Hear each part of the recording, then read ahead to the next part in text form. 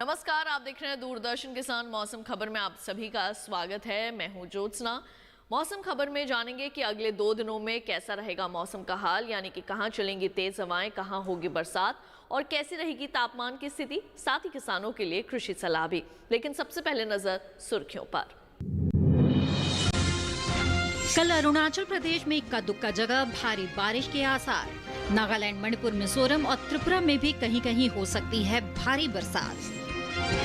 गुरुवार को हिमाचल प्रदेश और उत्तराखंड में कहीं कहीं तेज हवाओं के साथ ओले गिरने का अनुमान। पंजाब, हरियाणा, दिल्ली में भी कहीं कहीं तेज हवाएं और ओले संभव। राजस्थान में सब्जी फसलों में सिंचाई करें तो उत्तर प्रदेश में जायद फसल की बुआई के लिए खेत तैयार करें। और अब आइए बुलेटिन की शुरुआत करते हैं आज की कुछ बड़ी खबरों के साथ। बुधवार को अरुणाचल प्रदेश में इक्का दुक्का जगह भारी बारिश के आसार हैं। 2 दिन नागालैंड, मणिपुर, मिजोरम और त्रिपुरा में कहीं कहीं भारी बारिश की संभावना है। बुधवार को असम और मेघालय में इक्का दुक्का जगह बिजली चमकने के साथ ही तेज हवाएं चलने की संभावना है। नागालैंड, मणिपुर, मिजोरम और त्रिपुरा में कहीं कहीं तेज हवाएं चलने के आसार हैं। यहाँ 60 से 70 किलोमीटर प्रति घंटे की रफ्तार से हवाएं चल सकती हैं। गुरुवार को असम और मेघालय में कहीं कहीं तेज हवाओं के साथ ओले गिरने का अंदेशा है। गांगे, पश्चिम बंगाल और सिक्किम में भी कहीं कहीं तेज हवाएं चलने के साथ ही ओले गिरने का भी अनुमान है।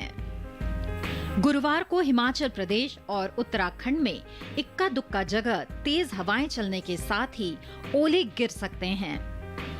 पंजाब, हरियाणा, दिल्ली समेत पश्चिमी उत्तर प्रदेश में कहीं कहीं तेज हवाओं के साथ ही ओले गिरने का भी अनुमान है।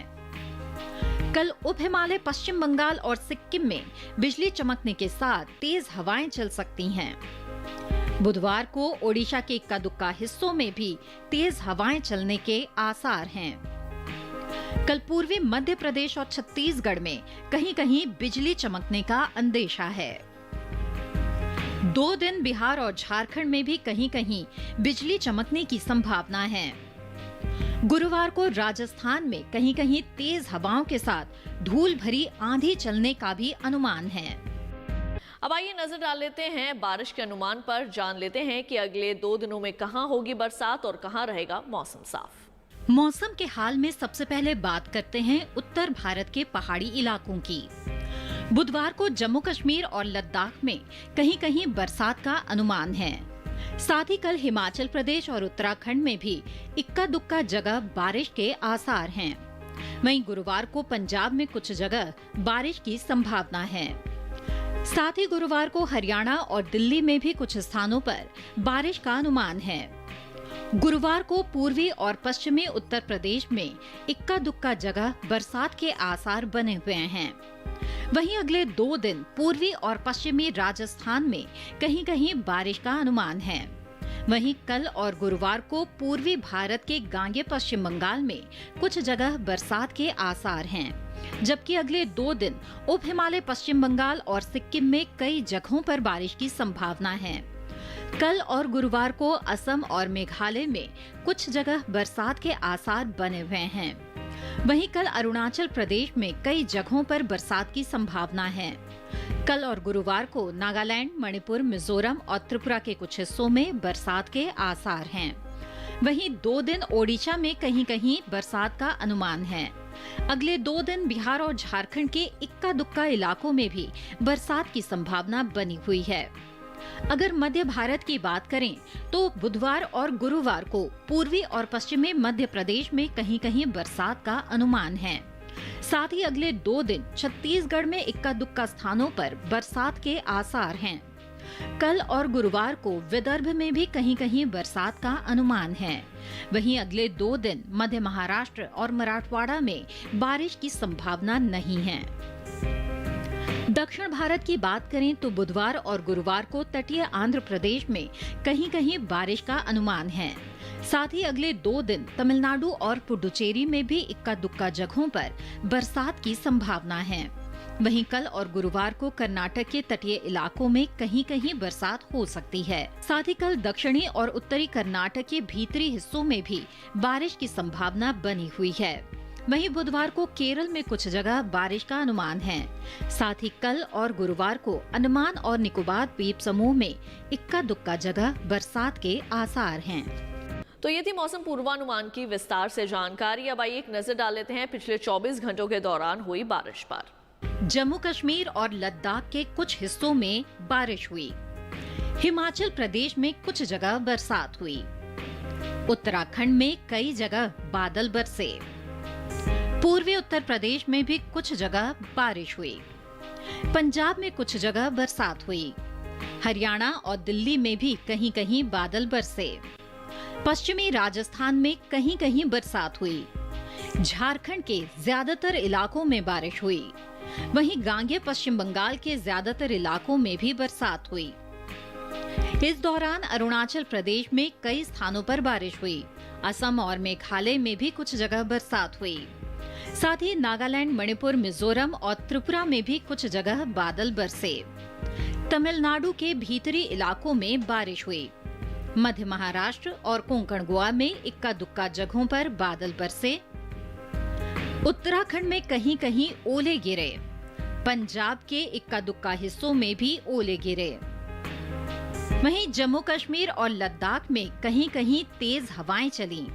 साथ ही हरियाणा और उत्तर प्रदेश में भी कहीं कहीं चली तेज हवाएं। तो अभी आपने जाना कि पिछले 24 घंटों के दौरान कहां बरसात हुई देश भर में। अब आइए एक नजर डाल लेते हैं तापमान की स्थिति पर और सबसे पहले बात करेंगे अधिकतम तापमान की। सौराष्ट्र और कच्छ में कहीं कहीं अधिकतम तापमान सामान्य के मुकाबले 3 से 5 डिग्री ज्यादा रहा। कोंकण गोवा में कई जगह अधिकतम तापमान सामान्य के मुकाबले 1.5 से 3 डिग्री ज्यादा रहा। कर्नाटक के तटीय इलाकों में कई जगह अधिकतम तापमान सामान्य के मुकाबले 1.5 से 3 डिग्री ज्यादा रहा।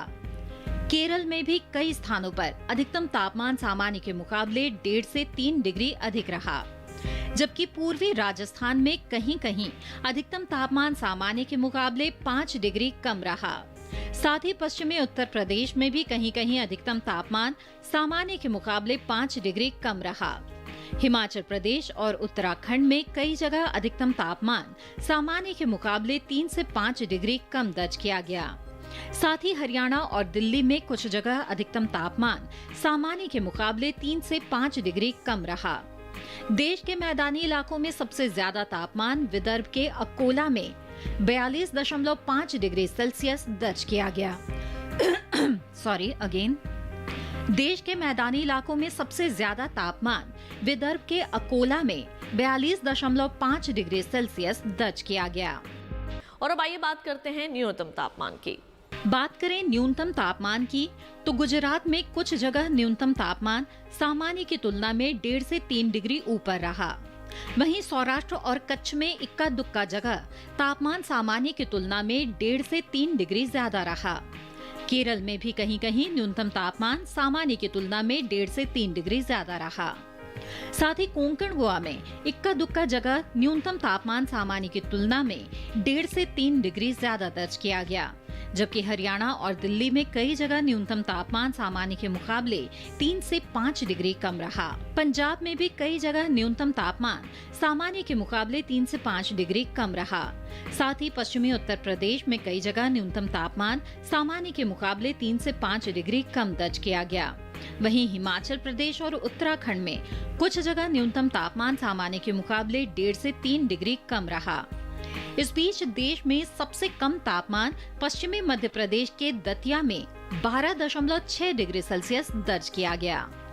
और इसी के साथ मौसम खबर में वक्त हो चला है एक छोटे से ब्रेक का। जल्द लौटेंगे वापस। आप देखते रहिए दूरदर्शन के साथ।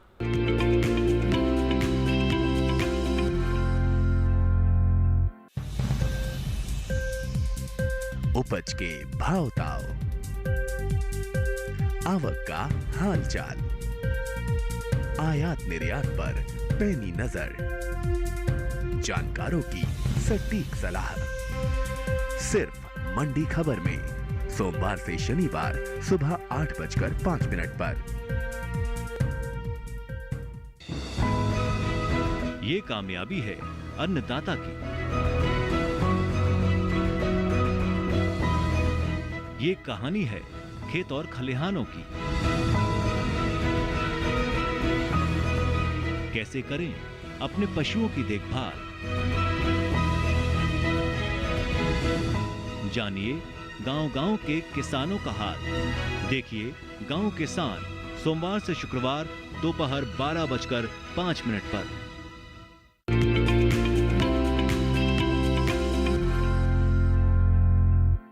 ब्रेक के बाद एक बार फिर आप सभी का स्वागत है मौसम खबर में। आइए बुलेटिन में बढ़ते हैं आगे। मध्य प्रदेश में इस वक्त गेहूं की कटाई का काम जोरों पर है, तो वहीं दूसरी ओर गुजरात में भी फसलों को देखभाल की आवश्यकता है। इन दोनों ही राज्यों में और कौन से कृषि कार्य कर सकते हैं किसान, जानने के लिए देखते हैं इस खास रिपोर्ट में। मध्य प्रदेश में मालवा क्षेत्र के किसान तैयार गेहूं फसल की कटाई कर लें। साथ ही काटी गई फसल को थ्रेशिंग के बाद भंडारण करते समय जरूरी बातों का ध्यान रखें। किसान उपज में नमी के साथ साथ भंडारण गृह को भी नमी रहित कर लें। मालवा के किसान मूंग की बुआई शुरू कर दें। बेहतर उत्पादन के लिए मूंग की उन्नत किस्में मूंग 3, TJM3, जवाहर मूंग 721 और के 851 का चयन करें। यहाँ के किसान नए फलों के बागों में सिंचाई करें। इसके अलावा यहाँ के किसान ग्रीष्मकालीन सब्जियों भिंडी, मिर्च, बैंगन और टमाटर की जल्द से जल्द बुवाई कर लें। मध्य प्रदेश के विंध्य क्षेत्र के किसान मूंग और उड़द की बुआई के लिए खेत तैयार कर लें। यहाँ के किसान सब्जियों की बुआई के लिए भी खेत को तैयार करें, जबकि झाबुआ के किसान गेहूं की कटाई कर थ्रेशिंग का काम कर लें। साथ ही मूंग और उड़द की फसल में 7 से 10 दिन के अंतराल पर सिंचाई कर लें। यहाँ के किसान सब्जी फसलों को चूसक कीटों से बचाने के उपाय करें। बात करें गुजरात की, तो यहाँ के किसान धान के खेत में 2 से 3 सेंटीमीटर जल स्तर बनाए रखें। यहाँ के किसान गन्ना की फसल में उर्वरक की मात्रा दें। साथ ही जरूरत होने पर सिंचाई कर लें और समय समय पर निराई गुड़ाई करते रहें। गुजरात में तैयार भिंडी की तुड़ाई करते रहें। साथ ही भिंडी की फसल को चूसक कीटों से बचाएं। रोकथाम के लिए नीम लेपित कीटनाशक का छिड़काव करें। गुजरात में शकरकंद के खेतों में खरपतवार नियंत्रण करें। साथ ही बैंगन की फसल को चूसक कीटों से बचाने के उचित उपाय करें। अब आइए बात करते हैं आज की फसल की, और आज की फसल में हम आपको जानकारी देने वाले हैं मूंग के बारे में। जी हाँ किसान भाइयों बहनों, मूंग एक महत्वपूर्ण दलहनी फसल है और मूंग की खेती हमारे देश में सबसे ज्यादा उत्तर प्रदेश, पंजाब और हरियाणा में की जाती है। लेकिन दिल्ली के आसपास के इलाकों सहित जम्मू कश्मीर में भी इस वक्त किसान मूंग को बो सकते हैं। तो किस तरह आपने करनी है मूंग की खेती, आइए जानते हैं इस विशेष रिपोर्ट में।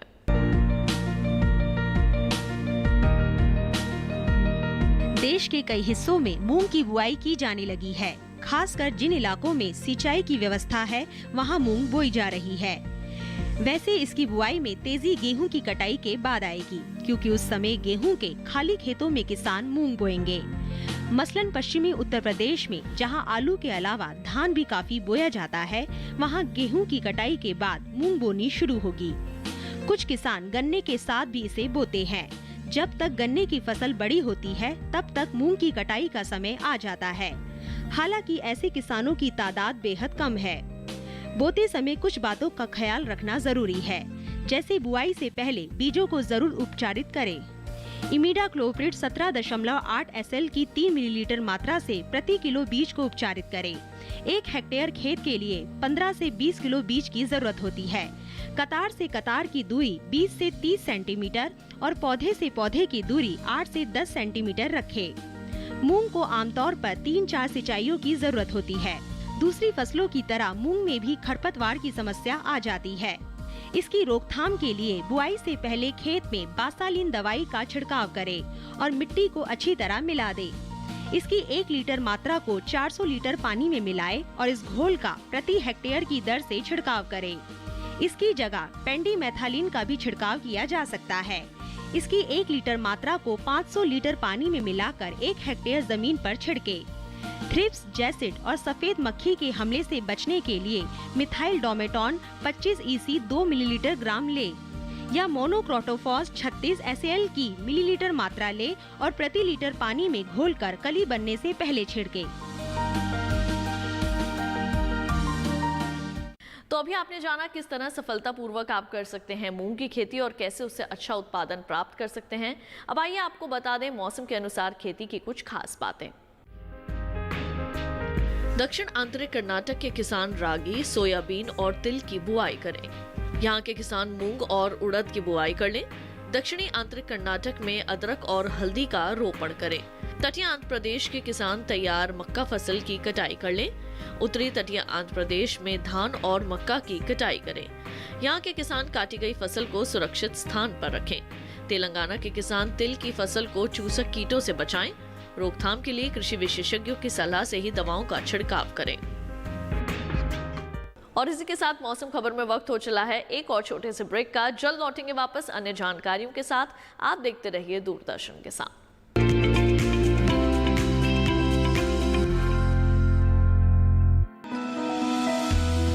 जानकारी जो किसानों के लिए हो लाभकारी, समस्याओं पर पड़ेगा समाधान भारी,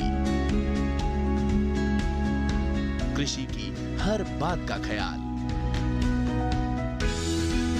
कब कैसे की जाए बेहतर देखभाल। जानिए विशेषज्ञों के साथ, देखिए खेत खलिहान, सोमवार से शुक्रवार सुबह 7 बजे डीडी किसान पर।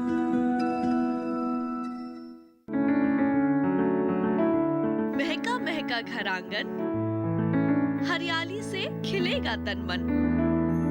छत पर छोटी सी बगिया, जरूरत भी पूरी, शौक भी पूरा। देखिए छत पर बागवानी, शनिवार सुबह 9 बजे।